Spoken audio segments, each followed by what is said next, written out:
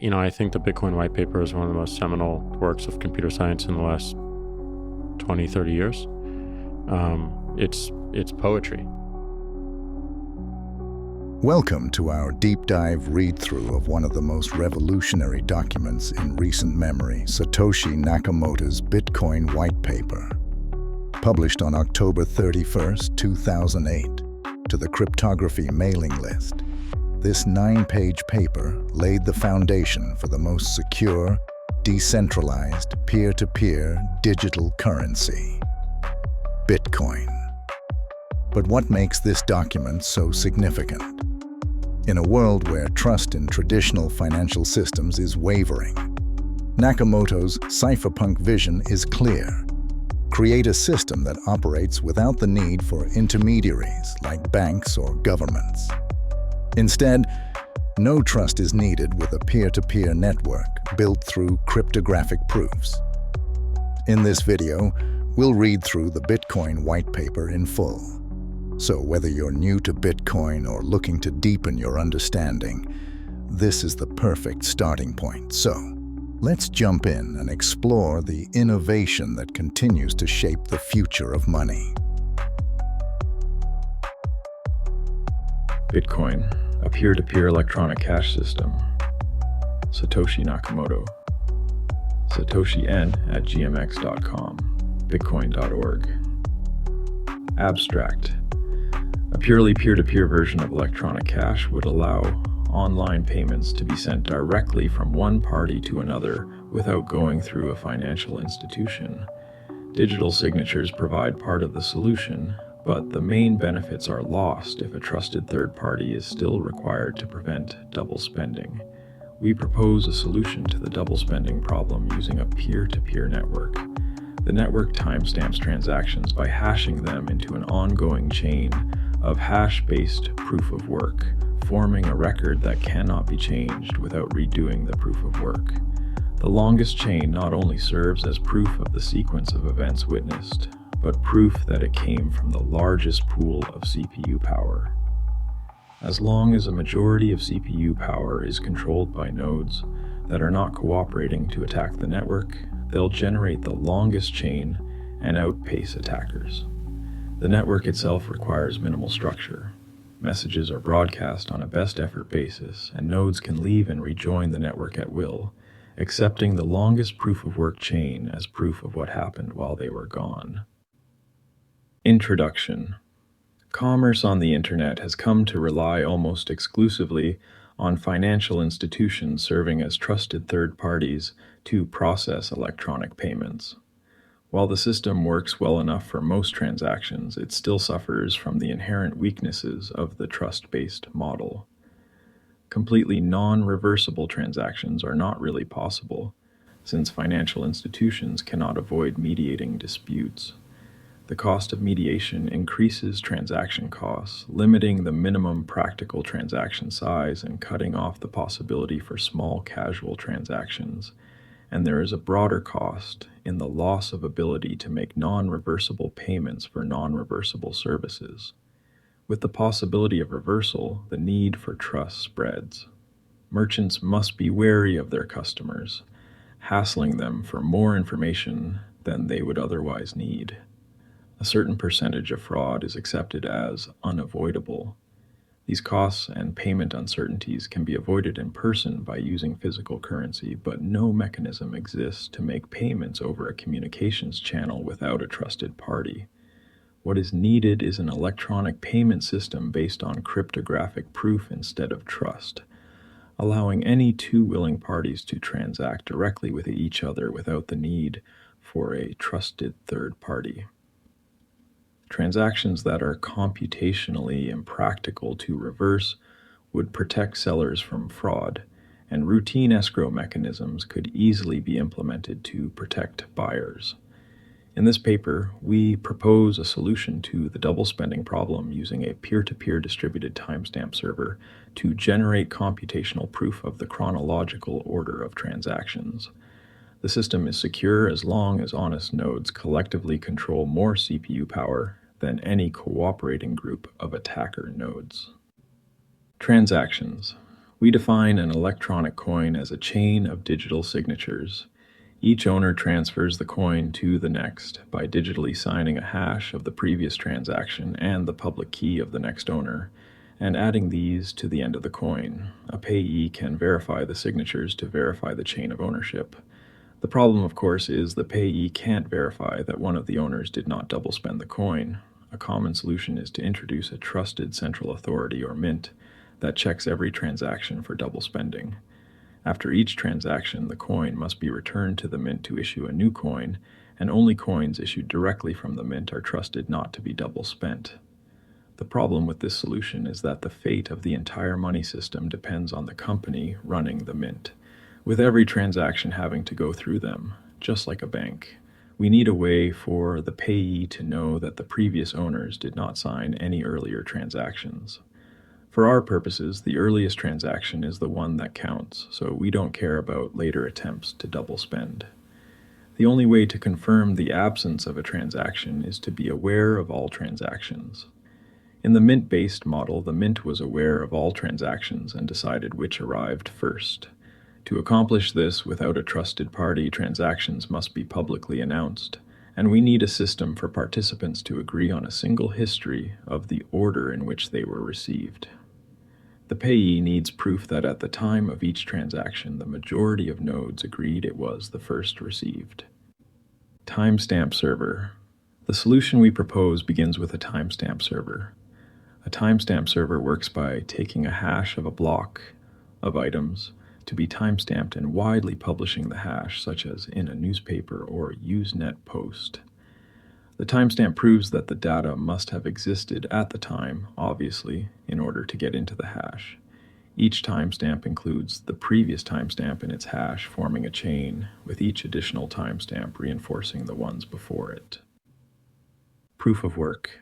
To implement a distributed timestamp server on a peer-to-peer basis, we will need to use a proof-of-work system similar to Adamback's Hashcash rather than newspaper or Usenet posts. The proof-of-work involves scanning for a value that, when hashed, such as with SHA-256, the hash begins with a number of 0 bits. The average work required is exponential in the number of 0 bits required and can be verified by executing a single hash.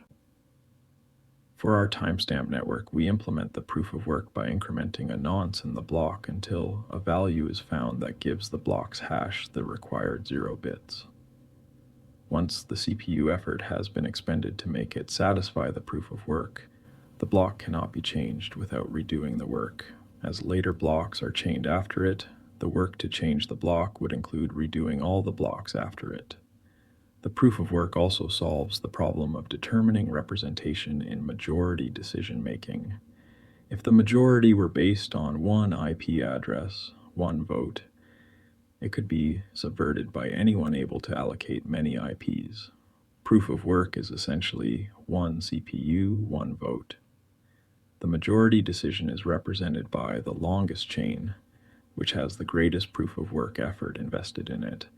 If a majority of CPU power is controlled by honest nodes, the honest chain will grow the fastest and outpace any competing chains. To modify a pass block, an attacker would have to redo the proof of work of the block and all blocks after it, and then catch up with and surpass the work of the honest nodes. We will show later that the probability of a slower attacker catching up diminishes exponentially as subsequent blocks are added. To compensate for increasing hardware speed and varying interest in running nodes over time, the proof of work difficulty is determined by a moving average, targeting an average number of blocks per hour. If they're generated too fast, the difficulty increases. Network. The steps to run the network are as follows. 1. New transactions are broadcast to all nodes. 2. Each node collects new transactions into a block. 3. Each node works on finding a difficult proof of work for its block. 4. When a node finds a proof of work, it broadcasts the block to all nodes. 5. Nodes accept the block only if all transactions in it are valid and not already spent. 6. Nodes express their acceptance of the block by working on creating the next block in the chain, using the hash of the accepted block as the previous hash. Nodes always consider the longest chain to be the correct one and will keep working on extending it. If two nodes broadcast different versions of the next block simultaneously, some nodes may receive one or the other first. In that case, they work on the first one they received, but save the other branch in case it becomes longer. The tie will be broken when the next proof of work is found and one branch becomes longer. The nodes that were working on the other branch will then switch to the longer one. New transaction broadcasts do not necessarily need to reach all nodes. As long as they reach many nodes, they will get into a block before long. Block broadcasts are also tolerant of dropped messages. If a node does not receive a block, it will request it when it receives the next block and realizes it missed one. Incentive. By convention, the first transaction in a block is a special transaction that starts a new coin owned by the creator of the block. This adds an incentive for nodes to support the network and provides a way to initially distribute coins into circulation, since there is no central authority to issue them. The steady addition of a constant amount of new coins is analogous to gold miners expending resources to add gold to circulation. In our case, it is CPU time and electricity that is expended. The incentive can also be funded with transaction fees. If the output value of a transaction is less than its input value, the difference is a transaction fee that is added to the incentive value of the block containing the transaction. Once a predetermined number of coins have entered circulation, the incentive can transition entirely to transaction fees and be completely inflation-free. The incentive may help encourage nodes to stay honest. If a greedy attacker is able to assemble more CPU power than all the honest nodes, he would have to choose between using it to defraud people by stealing back his payments, or using it to generate new coins.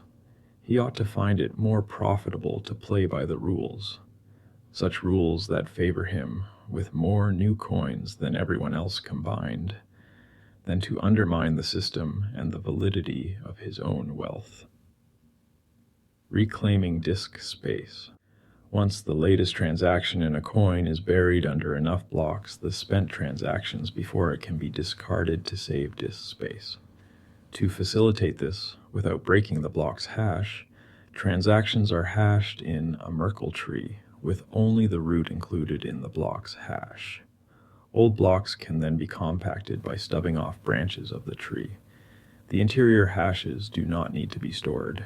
A block header with no transactions would be about 80 bytes. If we suppose blocks are generated every 10 minutes, 80 bytes times 6 times 24 times 365 equals 4.2 megabytes per year. With computer systems typically selling with 2 gigabytes of RAM as of 2008, and Moore's law predicting current growth of 1.2 gigabytes per year, storage should not be a problem even if the block headers must be kept in memory. Simplified payment verification. It is possible to verify payments without running a full network node. A user only needs to keep a copy of the block headers of the longest proof of work chain, which he can get by querying network nodes until he's convinced he has the longest chain, and obtain the Merkle branch linking the transaction to the block it's timestamped in. He can't check the transaction for himself, but by linking it to a place in the chain, he can see that a network node has accepted it, and blocks added after it further confirm the network has accepted it. As such, the verification is reliable as long as honest nodes control the network, but is more vulnerable if the network is overpowered by an attacker. While network nodes can verify transactions for themselves, the simplified method can be fooled by an attacker's fabricated transactions for as long as the attacker can continue to overpower the network. One strategy to protect against this would be to accept alerts from network nodes when they detect an invalid block, prompting the user's software to download the full block and alerted transactions to confirm the inconsistency. Businesses that receive frequent payments will probably still want to run their own nodes for a more independent security and quicker verification. Combining and splitting value. Although it would be possible to handle coins individually, it would be unwieldy to make a separate transaction for every cent in a transfer. To allow value to be split and combined, transactions contain multiple inputs and outputs. Normally, there will be either a single input from a larger previous transaction or multiple inputs combining smaller amounts, and at most two outputs, one for the payment and one returning the change, if any, back to the sender. It should be noted that fan-out, where a transaction depends on several transactions and those transactions depend on many more, is not a problem here. There is never the need to extract a complete standalone copy of a transaction's history. Privacy. The traditional banking model achieves a level of privacy by limiting access to information to the parties involved and the trusted third party. The necessity to announce all transactions publicly precludes this method, but privacy can still be maintained by breaking the flow of information in another place. By keeping public keys anonymous, the public can see that someone is sending an amount to someone else, but without information linking the transaction to anyone. This is similar to the level of information released by stock exchanges, where the time and size of individual trades, the tape, is made public but without telling who the parties were. As an additional firewall, a new key pair should be used for each transaction to keep them from being linked to a common owner. Some linking is still unavoidable with multi-input transactions, which necessarily reveal that their inputs were owned by the same owner. The risk is that if the owner of a key is revealed, linking could reveal other transactions that belong to the same owner. Calculations. We consider the scenario of an attacker trying to generate an alternate chain faster than the honest chain. Even if this is accomplished, it does not throw the system open to arbitrary changes, such as creating value out of thin air or taking money that never belonged to the attacker. Nodes are not going to accept an invalid transaction as payment, and honest nodes will never accept a block containing them. An attacker can only try to change one of his own transactions to take back money he recently spent. The race between the honest chain and an attacker chain can be characterized as a binomial random walk. The success event is the honest chain being extended by one block, increasing its lead by +1, and the failure event is the attacker's chain being extended by one block, reducing the gap by -1. The probability of an attacker catching up from a given deficit is analogous to a gambler's ruin problem. Suppose a gambler with unlimited credit starts at a deficit and plays potentially an infinite number of trials to try to reach break-even. We can calculate the probability he ever reaches break-even, or that an attacker ever catches up with the honest chain, as follows. P equals probability, an honest node finds the next block. Q equals probability the attacker finds the next block. QZ equals probability the attacker will ever catch up from Z blocks behind. QZ is equal to 1 if P is less than or equal to Q, and Q divided by P to the Z if P is greater Q. Given our assumption that P is greater than Q, the probability drops exponentially as the number of blocks the attacker has to catch up with increases. With the odds against him, if he doesn't make a lucky lunge forward early on, his chances become vanishingly small as he falls further behind. We now consider how long the recipient of a new transaction needs to wait before being sufficiently certain the sender can't change the transaction. We assume the sender is an attacker who wants to make the recipient believe he paid him for a while, then switch it to pay back to himself after some time has passed. The receiver will be alerted when that happens, but the sender hopes it will be too late. The receiver generates a new key pair and gives the public key to the sender shortly before signing. This prevents the sender from preparing a chain of blocks ahead of time by working on it continuously until he is lucky enough to get far enough ahead then executing the transaction at that moment. Once the transaction is sent, the dishonest sender starts working in secret on a parallel chain containing an alternate version of his transaction. The recipient waits until the transaction has been added to a block and Z blocks have been linked after it. He doesn't know the exact amount of progress the attacker has made, but assuming the honest blocks took the average expected time per block, the attacker's potential progress will be a Poisson distribution with expected value, lambda equals Z times Q over P. To get the probability the attacker could still catch up now, we multiply the Poisson density for each amount of progress he could have made by the probability he could catch up from that point, the sum over k from 0 to infinity of e to the minus lambda times lambda to the k over k factorial, where each term with k less than or equal to z is multiplied by q over p to the power of z minus k. Rearranging to avoid summing the infinite tail of the distribution, 1 minus the sum for k equals 0 to z of lambda to the power of k times e to the power of negative lambda divided by k factorial times the quantity minus the quantity q divided by p, closed quantity, that quantity to the power of quantity z minus k, closed quantity, closed quantity. Converting to C code, pound include math.h, double attacker success probability, double q integer z, double p equals 1.0 minus q, double lambda equals z times q divided by p.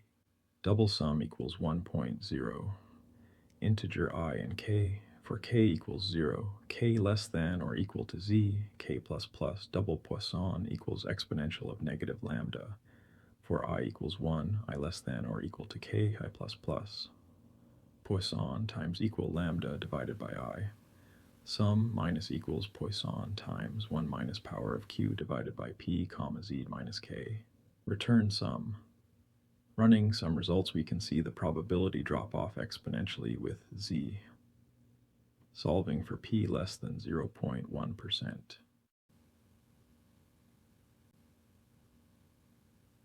Conclusion.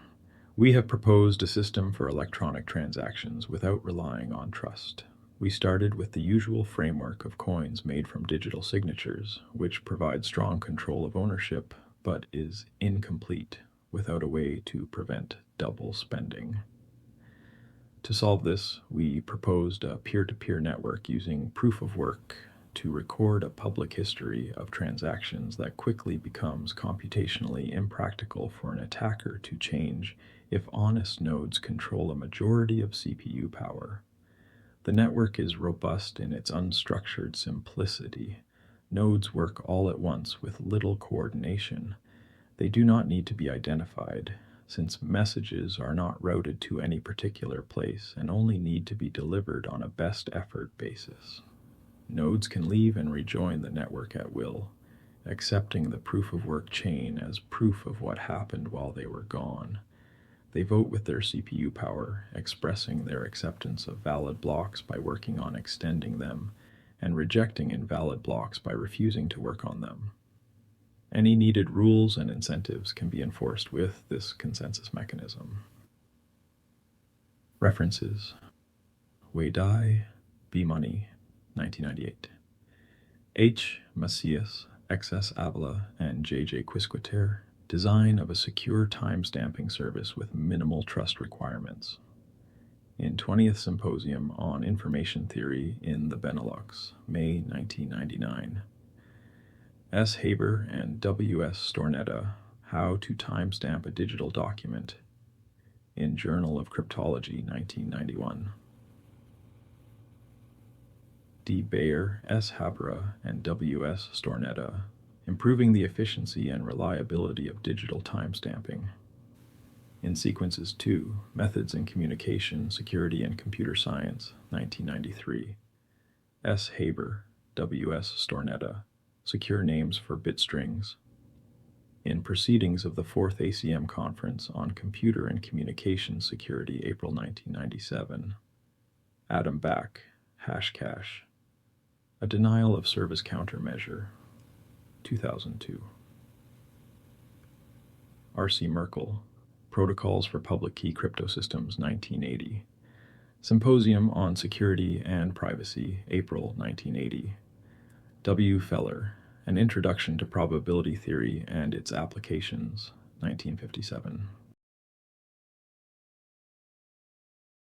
If you want to support more of this kind of content, visit shopbitcoin.shop.